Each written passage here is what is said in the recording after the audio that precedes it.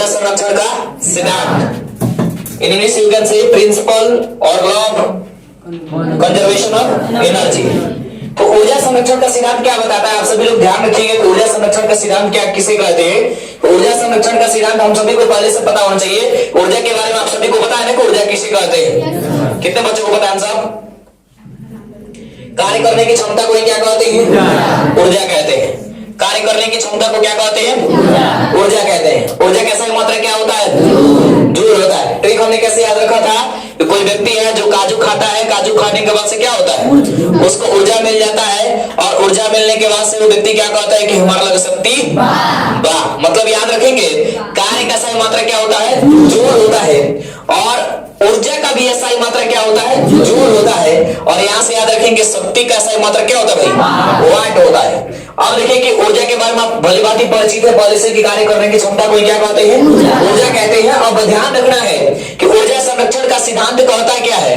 तो ऊर्जा संरक्षण का सिद्धांत भाई यह बताता है कि ऊर्जा को न तो उत्पन्न किया जा सकता है और नहीं क्या किया जा सकता, नष्ट किया जा सकता है। केवल एक रूप से दूसरे रूप में क्या किया जा सकता है, बदला जा सकता है।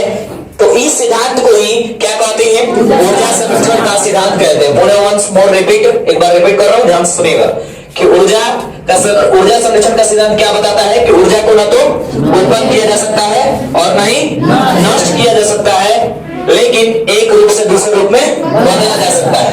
इस सिद्धांत को ही क्या कहते हैं, ऊर्जा संरक्षण का सिद्धांत कहते हैं। जैसे विद्युत मोटर की बात कर ले तो विद्युत मोटर क्या करता है, कौन सी ऊर्जा किस में बदलेगा आंसर,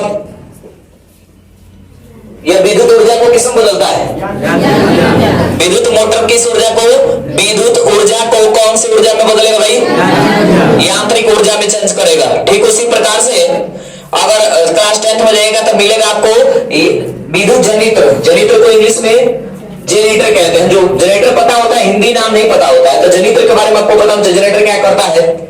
अच्छा मान लीजिए जनरेटर का जो टंकी होता है उसमें क्या डीजल डाला जाता है भाई। तो डीजल जो है कौन सी ऊर्जा, रासायनिक ऊर्जा। डीजल जो जनित्र होता है, विद्युत जनित्र होता है, वह क्या करता है, रासायनिक ऊर्जा को कौन सी ऊर्जा में बदल देता है, यांत्रिक ऊर्जा को ये चाहे रासायनिक ऊर्जा को ये किसमें कन्वर्ट कर देता है, आपको विद्युत ऊर्जा बना के देता है। अच्छा एक चीज और देखें क्या, अगर मान लीजिए इसको रेडिएटर है, रेडिएटर तो उसमें पानी डाला जाता है, क्यों उस रेडिएटर में पानी क्यों डाला जाता है, उसके पास जो इंजन वगैरह है वो क्या होगा, हीट नहीं होगा। ये क्लियर है ना।